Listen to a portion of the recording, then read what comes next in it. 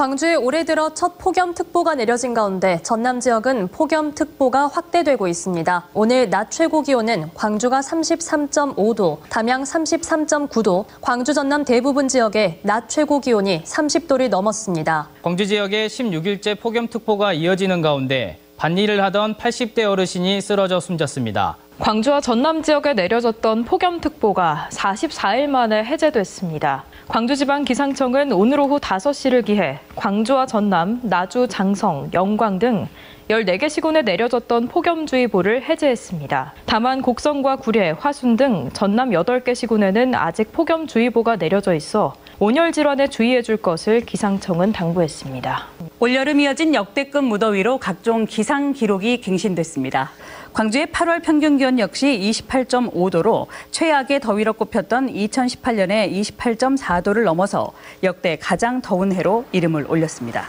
배추 주산지에서 폭염과 폭우에 따른 피해가 커지면서 상황은 더욱 심각해질 전망입니다. 네, 몇 달 동안 저희 광주 MBC에서 나갔던 뉴스 보도 좀 엮어드렸습니다. 기후위기 먼 미래가 아닌 지금 나의 이야기 그리고 우리의 이야기가 됐습니다. 짧은 시간이지만 기후위기에 어떻게 대응할 것인가 현장의 이야기, 제도적 필요성에 대해서 강은미 정의당 전 의원, 김종필 광주 환경운동연합 사무처장과 이야기 나누겠습니다. 어서 오십시오.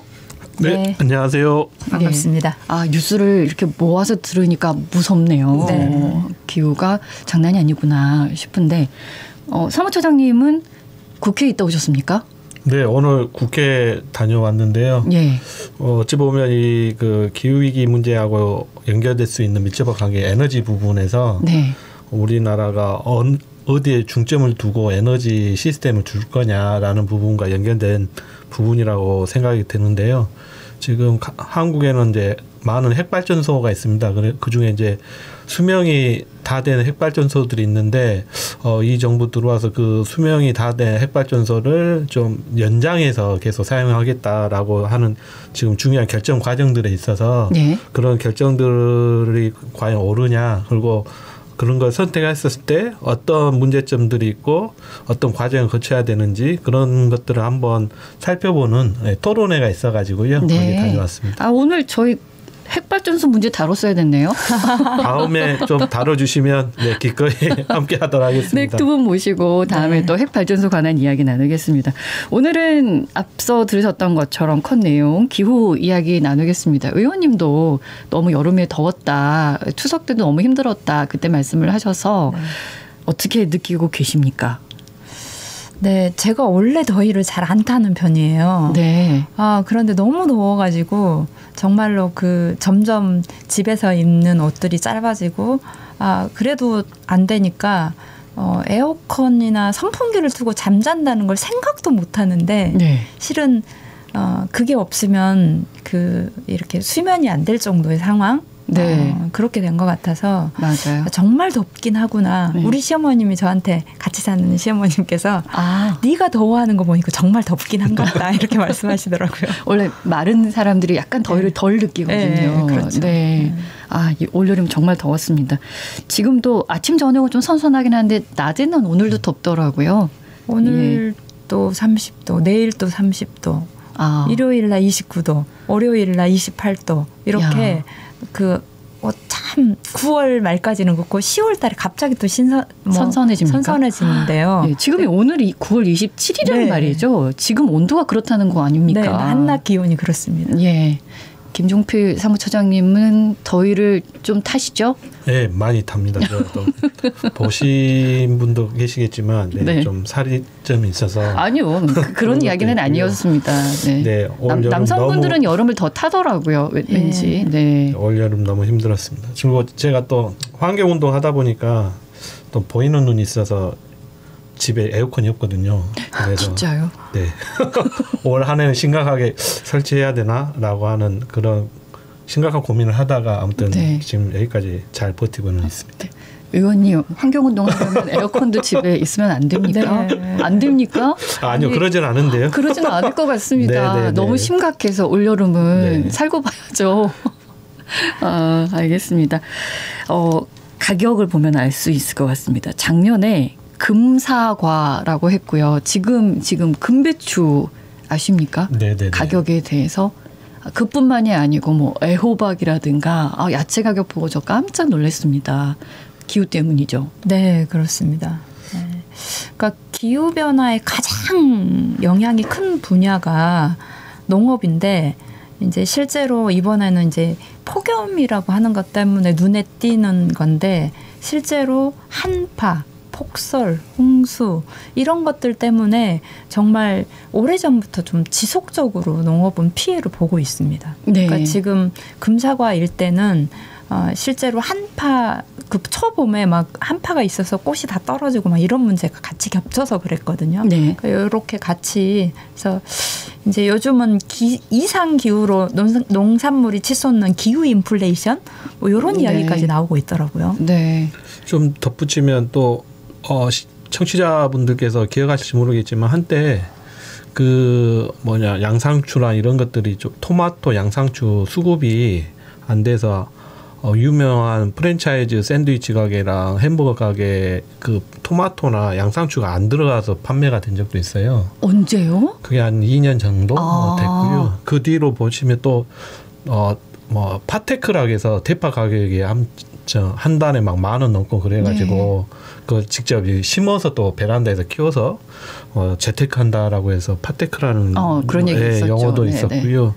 이런 것들이 명백하게는 기후 위기 말고는 설명할 방법이 없습니다. 왜냐하면 예전에는 이제 한시적으로 어떤 이상 기후 때문에 그런 일이 일어났지만 지금들 보시면 대부분 대표적인 게 특산물. 네. 보통 특산물들이 이제 예전에 그 지역의 특산물들이 그 지역에서는 잘 성장 작물 재배를 못 하고 있고 대부분 이렇게 상위 쪽으로 올려간다든지 뭐 이런 것들이 있고 예를 들어서 뭐 죄송하지만 나주 배 뭐 이런 것들이 이제 경기도 쪽에서 많이 또 나오고 장소 달라져야겠군요. 네. 사과도 네. 예전에는 대구 쪽에서가 아니라 이제 강원도사가 지금 뭐 해남 쪽에나 물론 시설 재배이지만 바나나라든지 이런 것들이 재배가 가능하고요. 예.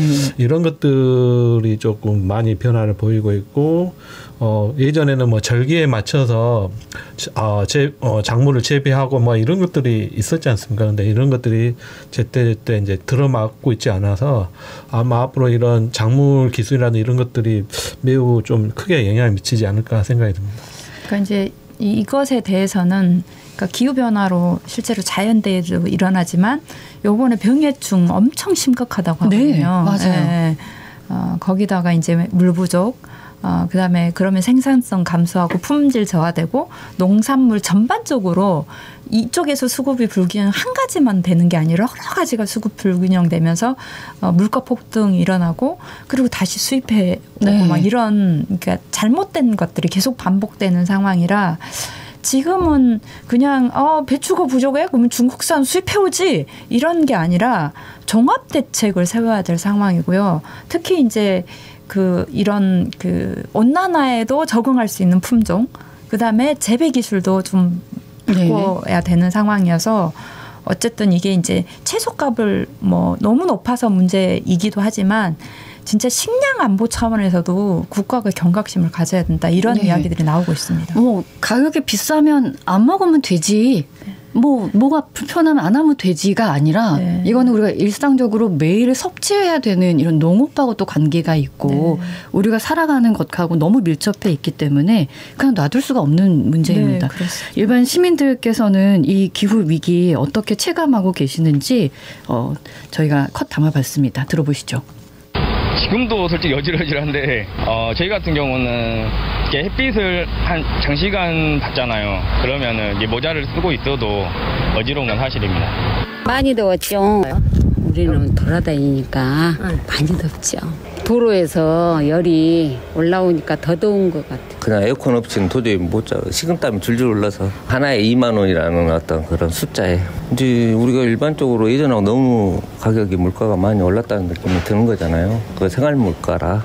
그래서 또 이제 부모님들 같은 경우는 중국산 배추가 온다고 하니 불안하고 그런 거죠.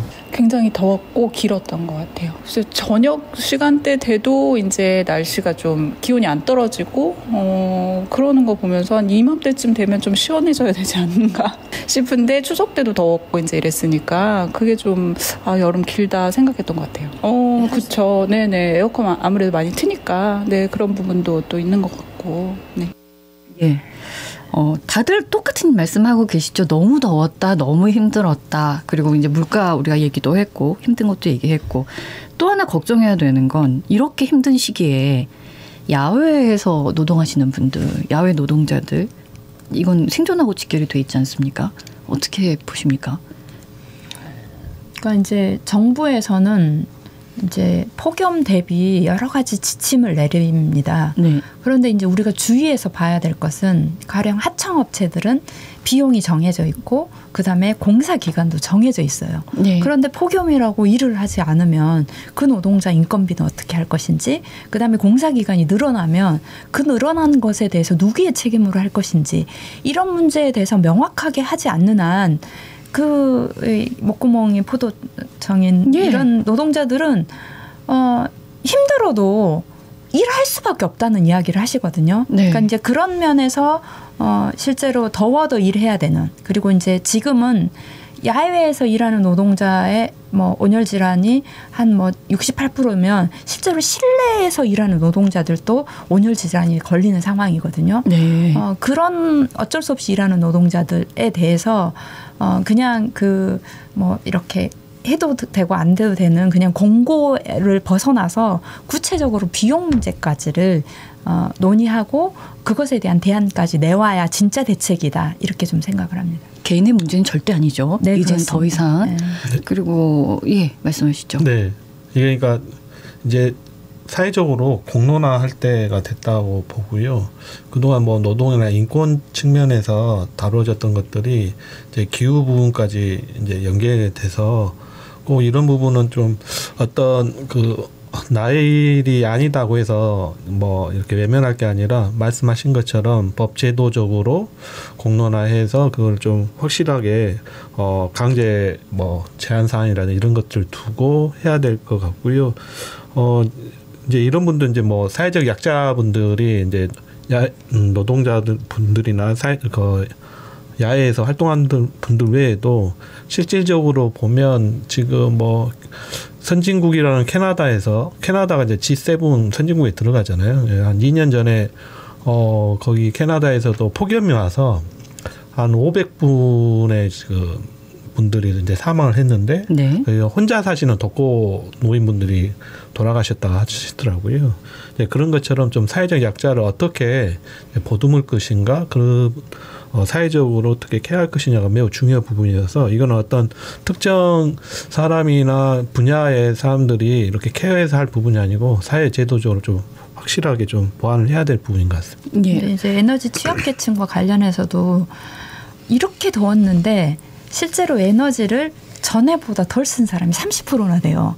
그러니까 에너지를 더 쓰도록 돈을 지원해줘도 집에 에어컨이 없는 사람은 쓸 수가 없는 거예요.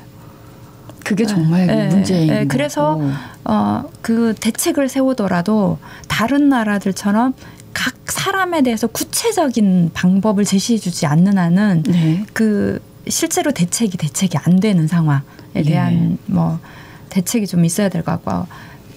이번에 제가 이제 광주에서 양준혁 군이 실은 이제 광주의 분인데 전남 도교육청에서 뭐 위탁한 뭐 학교에서 이제 사망을 했는데 이 건을 들여다 보더라도 실제로 전남도 교육청과 그다음에 이제 원래 그것을 위탁받은 삼성전자 이 두 군데서 책임을 지지 않는 한 하청업체가 책임지기는 되게 어려운 구조. 그래서 아까 말씀드린 것처럼 그런 비용 문제, 그다음에 공사 기간 문제 등에 대해서 이런 그 발주처 그리고 원청의 구체적인 대책을 좀 정부에서 요구해야 된다 이런 생각이 듭니다. 현장에서 에어컨 달다가 정말 나 쓰러질 것 같아. 감이 올 거 아닙니까?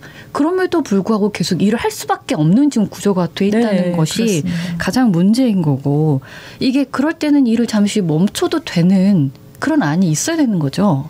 근데 이제 제가 거기 그 노동청 앞에서 이제 그 천막농성 하고 있는데 네. 어떤 분이 오셔가지고 너무 안타깝다. 근데 자기도 이렇게 하청받아서 일을 하는데 저렇게 그 공고를 해도 자기가 일하다 보면 이렇게 공사 기간이 있고 비용이 한정돼 있으니까 좀 쉬어야 되나 하는데 그냥 쓰러지지 않는 한은 일을 하게 된다는 거예요. 그러니까 그런 그 본인이 실은 이제 일하다가 중간에 그만둘 수 있는 것도 있는데 그것이 뒤에 예산과 그리고 시스템 공사 기간 등등이 보장되지 않으면 실제로는 작동하기 어렵다. 이런 것이죠. 그래서 정부의 정책에 대해서 그런 말씀을 계속 나눠보겠습니다. 현재 기후 대응 정책 있습니까?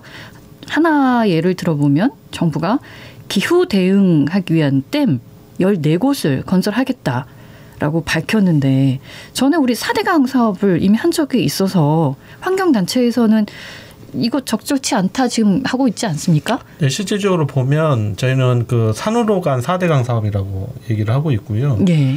조금 자세히 들어보면 조금 웃음이 나올 수밖에 없는데 냉소가 나올 수밖에 없는데 일단은 14개 지역을 발표를 했어요. 주민 설명회를 하는데 왜 여기다 일단 그 국가의 프로세스를 보면 주민 설명회를 하고 이 댐을 건설하기 위한 국가 기본계획을 물 관련 하천 기본계획을 다시 수정을 한대요. 네. 그리고 나서 11월, 12월 달에 댐의 타당성 조사를 그때 한다고 합니다. 그러니까 일단 이게 순서가 좀 바뀐 거죠. 그러니까 없네요. 요즘 의료대란 보시면 일단 2,000명 질렀잖아요. 예. 네, 2,000명 발표하고 근거를 말하니까 근거는 없고 그냥 이제 계속 이제 갖다 붙이는 그런 것처럼 댐도 마찬가지입니다. 지금 타당성 조사를 뒤에 하고 댐을 또 지으려면 그에 대한 법적 근거가 있어야 되니까 그 기본 계획을 이제서 이제 또 하겠다라고 하고 있어서 그런 부분에 좀 매우 그런 프로세스 안에 문제가 있는 것 같고요. 실질적으로 어떤 이제 그 효과가 있느냐라고 하는데 수식어만 지금 기후 대응댐이라 해놓고요. 실제적으로 토목공사 외에 크게 저희들은 왜 필요한지, 그런데 왜 거기다 하는 건지 그 이유를 도대체 알 수가 없습니다. 그러니까 댐을 짓는 거랑 기후 대응한 거랑 무슨 연관이 실질적으로 가뭄과 홍수를 예방하겠다고 하는 것이 댐의 목적인데 그런데 이제 문제는 실제로 요즘은 그 가뭄도 급격하게 일어나지만 비도 갑자기 오기 때문에 실제로 댐에 물을 많이 가둬놨다가 오히려 비가 많이 오면 그것이 더 큰 홍수로 부를 수도 있거든요. 그렇기 때문에 지난 그 2020년, 21년도에 굉장히 뭐 심각한 홍수가 있었을 때 그때 우리들이 제안한 것은 큰 댐이 아니라 그 저류지를 곳곳에 설치해서 비가 많이 올 때 머무를 수 있는 한꺼번에 아래로 내려가지 않도록 하는 방법들을 제시했는데 그거는 하나도 뭐 이렇게 시행하지 않고 그리고 다시 댐을 짓는다고 하는 것은 적절하지 않는 방법이다 이렇게 좀 보는 거죠. 환경단체에서 보기에는 진짜 이거 뭐지? 하시겠군요. 그렇죠. 네, 일단 많은 내용들을 알고 있는 입장에서는 댐을 또 건설하려면 보통 한 10년? 보통 10년 걸립니다. 그러면 기후위기가 지금 매우 심각하다고 그러는데 그럼 10년 동안 그냥 손 놓고 있을 거냐라고 하는데 또 뭔가를 얘기를 하는데 이게 뭔가 맞는 키처럼 댐을 얘기하고 있어서 저희는 답답할 뿐이고요. 그렇습니다. 이것도 뭡니까? 지난달 29일 한국 헌법재판소에서 2031년 이후 국가 온실가스 감축 목표가 없는 현행법이 헌법에 어긋난다 이렇게 결정을 했습니다. 이 헌재 결정 의미 좀 설명해 주시겠습니까? 실질적으로 이 결정은 그 국가가 이제 탄소 중립, 우리 기후 극복을 위해서 목표를 세우고 그걸 법률로 정해서 이런 계획을 세웠어서 발표를 했거든요. 근데 저희들 보기에는 매우 지금 기후위기를 극복하고 하는데 매우 국가 계획이 매우 부족하다. 다시 수립해야 된다라고 해서 헌법소원을 이제 냈었고요. 그 결정이 이번에 이제 나왔던 거고, 이제 그 헌법재판소에서 얘기하는 얘기는 그 국가계획이 지금 헌법과 불합치하다, 기존의 법률과 불합치하다는 판결을 냈고, 그 이유는 뭐냐면 네. 실질적으로 이 국가가 세운 계획이 미래 세대에 좀 과중한 부담을 이전하는 방식으로, 그러니까 지금 우리 어른들은 탄소를 줄이는 것, 기후위기 극복을 위해서 탄소를 줄여야 되는데 그 양을 지금 당장은 100을 줄인다면 한 10만큼만 줄이고 나머지 90을 미래 세대에 미루는 방식으로 지금 그런 경향성을 보이고 있고, 실질적으로 2030년 이후에는 네. 어떻게 줄일 것인지 그 내용이 안 적혀 있기 때문에 네. 법률로서 불합치해서 이거 다시 세워라, 법적인 기본으로 하고 있는 탄소 중립 관련된 법이 네.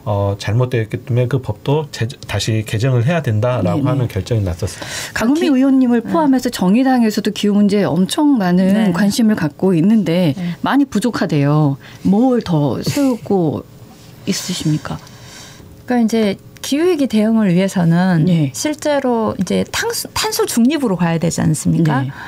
그런데 이제 대부분의 우리가 줄일 수 있는 것들은 초창기는 줄이기가 쉬워요. 근데 나중에는 어쩔 수 없이 우리가 겨울에 난방 안 할 수 없고 더운데 냉방 안 할 수 없고 그다음에 네. 먹으려고 하면 농업에서 탄소 나올 거고 어디 가려면은 수송해서 탄소가 나올 네. 수밖에 없는 것은 정말 줄이기 어렵고 돈도 많이 들어갑니다. 네. 그러니까 다른 나라들도 초창기 대폭 줄이고 나중에는 서서히 줄이는 그 곡선 모양이에요. 네. 그런데 우리나라 지금 하는 방식은 초창기 거의 안 줄여서 나중에 많이 줄여야 되는 방식이어서 문제라고 이야기를 하는 거예요. 네. 그래서 30년까지 예. 40%를 줄인다고 하는데 50년까지 탄소 중립을 하려면 20년 동안 60%를 줄여야 되는데 그것에 대해서 어떻게 줄이겠다고 하는 계획이 없는 것 때문에 이제 예. 이런 그 헌법 불합치 결정이 났는데 예. 이것과 관련해서는 실은 민주당 집권 시절에 이 법을 만들었거든요. 예. 제가 그때 의원으로 있을 때 40% 너무 적다. 50% 네, 네. 또는 적어도 50%가 안 되면 45%까지 하자고 했는데도 민주당이 그걸 결정을 못했고 국민의힘은 40%도 많으니까 더 줄여야 된다. 그때는 이번만큼 덥진 않았군요. 네, 그런 상황이었습니다. 그러니까 네. 그런 면에서 이제 이 법을 어쨌든 그 헌법 불합치가 났기 때문에 네. 개정해야 되고 정의당은 실은 2020년부터 아주 당의 중요한 공약으로 네. 이 기후위기를 대응하자라는 것을 이렇게 주장해오고 있고요. 그래서 이제 지금 현 정부는 그러니까 에너지 부분과 관련해서 재생에너지를 확대하는 것은 주춤거리면서 대신에 탄소를 발생하는 석탄하고 예. 이런 도시가스를 줄이고 대신에 원자력으로 가려고 하는데 원전도 탄소 못지않게 굉장히 우리 시민들을 위협하는 에너지거든요. 네. 그래서 우리는 재생에너지를 더 많이 확대하자라는 그런 정책들을 좀 가지고 있습니다. 더 이상 미룰 수 없습니다. 이제는 오늘 내일 바로 있는 일이기 때문에 정책 안에 뭐가 들어가야 됩니까? 그러니까 이제 이런 게 필요한 것 같아요. 그러니까 이제 크게 산업 정책으로 봤을 때는 네. 산업 부분과 관련해서 그러니까 탄소를 쓰는 것이 35%나 됩니다. 그러면은 전체적으로 포장지나 이런 것들은 탄소가 나오지 않는 걸로 완전히 바꾸고 예. 그다음에 실제로 우리가 쓰고 있는 가전제품, 가구 이런 것들을 더 오랫동안 쓸 수 있도록 기획하고 만드는 것 네. 이런 것들이 필요하고요. 에너지와 관련해서는 제가 아까 말씀드린 것처럼 재생에너지를 훨씬 더 급격하게 확대해야 되는데 이런 부분은 지금 정책이 못 따라가고 있고요. 그다음에 이제 우리 시민들의 입장에서 봤을 때는 시민들이 사용하는 것은 수송 부분하고 그다음에 이제 냉난방 에너지 부분이에요. 네. 그러면 이 부분과 관련해서도 우리 스스로 불편함을 감내해야 된다고 생각해요. 그러니까 정말 그 에너지 취약계층인 어린이, 환자, 어르신들은 냉난방을 충분히 해야 되지만 우리가 좀 참을 수 있는 겨울에는 내복 입고 여름에는 좀 반팔 입고 좀 그러면서 좀 우리 스스로 그다음에 자동차를 일주일에 6번 탄다. 그럼 우리가 40%로 줄이려고 하면 2번은 줄여야 되지 않습니까? 네, 네. 그러면 내 삶도 좀 불편해지는 거 네. 이런 것이 같이 되는 게 필요하고 그럴 수 있으려면 시민들한테만 하라고 하지 말고 국가에서 그리고 그 자치단체에서 그렇게 시민들이 불편함을 감내할 수 있도록 하는 유인책, 뭐 대중교통을 더 많이 이용하고 자가용을 이용하면 너무 불편하게 만드는 것 등 네. 예, 그런 정책들이 좀 필요하다고 생각합니다. 의원님의 주 종목이 나왔더니 제가 끼어들 틈이 없습니다. 제가 해야 될 말을 다 하셔가지고 네, 시민운동 차원에서 다 얘기해 주신 것 같고요. 네. 역으로 제가 이제 정치인 입장에서 얘기를 하면 네, 이런 말씀하신 내용들이 법적으로 좀 제도적으로 보완이 돼야 될 것 같아요. 뒷받침이. 그래서 아무리 이제 개인적인 노력으로 도덕성과 양심적으로 하려고 해도 그런 쉽지 않은 부분도 없지 않아 있거든요. 네. 네, 그런 것들을 좀 지원을 하고 이런 전환하는 과정 속에서 사회적 갈등이라든지 어려움들이 많이 있을 것 같습니다. 그런 것들을 정치인 분들이 하시는 분들이 법과 제도를 잘 정비를 해서 그 전환 과정에 있어서의 갈등을 최소화하고 어려움을 좀 더 줄여나가는 이런 노력들이 좀 전 사회적으로 진행이 됐으면 좋겠습니다. 정리를 해보겠습니다. 시민들이 할 수 있는 것들을 언급을 해주셔서 우리 인식 변화를 좀 하고 불편함을 감내하더라도 기후위기에 대한 좀 인식 강화, 이게 우리는 필요하고, 근데 좀 전에 말씀하셨던 것처럼 사회 경제 시스템이 바꾸지 않고서는 이 기후 위기 타개할 수 없지 않습니까? 네, 맞습니다. 정치권에서 뭘 준비해야 됩니까? 큰 틀에서.